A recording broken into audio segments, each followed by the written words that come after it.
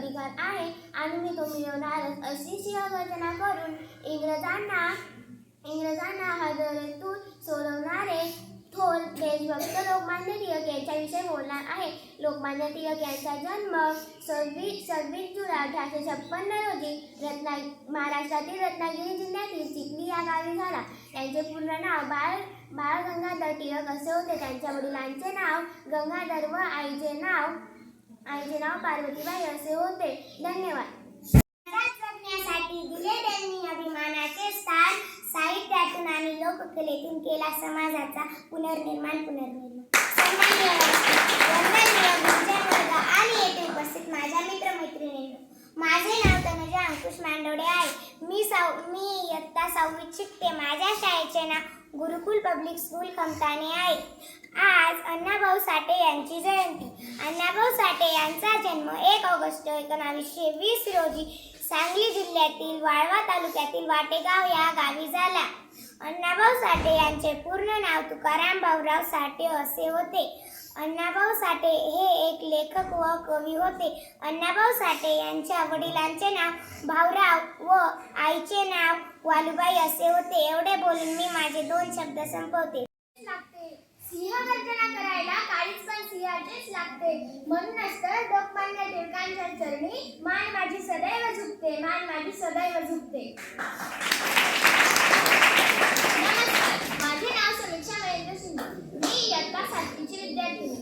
मी आज तुमच्यासमोर लोकमान्य टिळकांची पुण्यतिथी निमित्त काही 2 शब्द सांगणार आहे. ते तुम्ही शांत चित्ताने ऐकावे अशी माझी नम्र विनंती. लोकमान्य टिळक यांचा जन्म 23 जुलै 1856 रोजी रत्नागिरी जिल्ह्यातील चिखली या गावी झाला. त्यांच्या वडिलांचे नाव गंगाधर टिळक व आईचे नाव पार्वतीबाई असे होते. लोकमान्य टिळकांचे पूर्ण नाव बाळ गंगाधर टिळक असे होते. त्यांनी पुण्यातील डेक्कन कॉलेजमध्ये आपली पदवी प्राप्त केली. लोकांनी एकत्र यावे म्हणून त्यांनी धार्मिक, गणेशोत्सव, शिवजयंती असे उत्सव सुरू केले. एवढे बोलून मी माझ्या भाषण संपवते. एक होता असा भाऊरावांचा लेख अण्णाभाऊ साठे. लाखात नव्हे तर जगात एक होता. लाखात नव्हे तर जगात एक होता.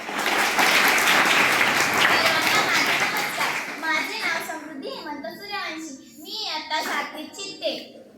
मित्रांनो, अण्णाभाऊ साठे हे एक थोर समाजसुधारक, लेखक व कादंबरीकार होते. अण्णाभाऊ साठे यांनी आपल्या लेखनातून दलित व कष्टकऱ्यांच्या वेदनांना वाचा फोडली.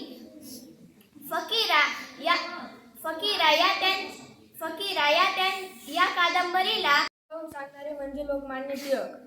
त्यांचा जन्म 23 जुलै 1856 रोजी चिखली या गावी झाला. त्यांच्या वडिलांचे नाव गंगाधर टिळक व त्यांच्या आईचे नाव पार्वतीबाई होते. त्यांनी मराठा व केसरी हे वृत्तपत्र सुरू केले. त्याचबरोबर त्यांनी शिवजयंती व गणेशोत्सव साजरे करण्यास सुरुवात केली. त्यांचा मृत्यू 1 ऑगस्ट 1920 रोजी झाला. अशा या थोर देश भक्तास मला कोटी कोटी प्रणाम. जय हिंद, जय भारत. बहुजनांची आण साहित्याची मान. बहुजनांची आण साहित्याची मान. अण्णाभाऊ साठेंची लेखणी आहे साऱ्या जगात महान. साऱ्या जगात महान. शिक्षका मित्रांनो, माझे नाव जान्हवी राठोड जाधव. मी आज तुम्हाला अण्णाभाऊ साठे यांच्याविषयी काही 2-3 शब्द सांगणार आहे. ते तुम्ही शांत चित्ताने ऐकावे अशी माझी नम्र विनंती.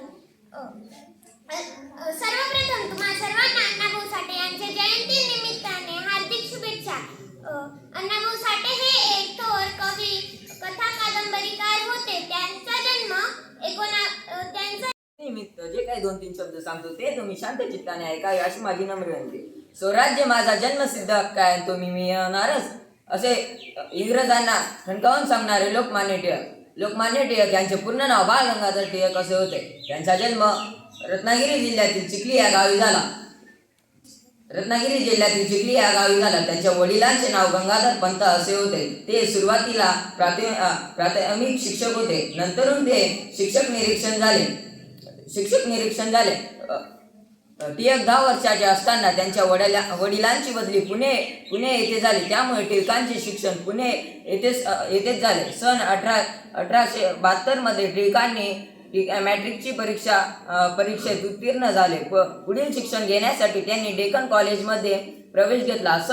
सन 1877 मध्ये त्यांनी BAची परीक्षेत उत्तीर्ण झाले. सन 1879 मध्ये त्यांनी कवी, लेखक, कथाकार, कादंबरीकार व शाहीर होते. त्यांचा जन्म 1 ऑगस्ट 1920 रोजी सांगली जिल्ह्यातील वाटेगाव येथे झाला. अण्णाभाऊ साठे यांनी अनेक कादंबऱ्या लिहिल्या. त्यांच्या कादंबऱ्यांच्या असे म्हणतात की त्यांच्या कादंबऱ्यांचे अनुवादन मॉस्को शहरात झाले आहे. मॉस्को या शहराने त्यांना कादंबऱ्या लिहिल्यानिमित्ताने त्यांना मानधनी दिले आहे. होते. एके दिवशी एक नवीन कथाकार किंवा ग्रंथकार यांचे उत्पादन होते, म्हणजेच विठ्ठल उमप. त्यांचे मूळ गाव चिकलगाव हे होते. ते 10 वर्षाचे असताना त्यांच्या आईवडिलांची बदली रत्नागिरीहून पुण्यात झाली, म्हणून त्यांचे संपूर्ण शिक्षणही पुण्यातच झाले.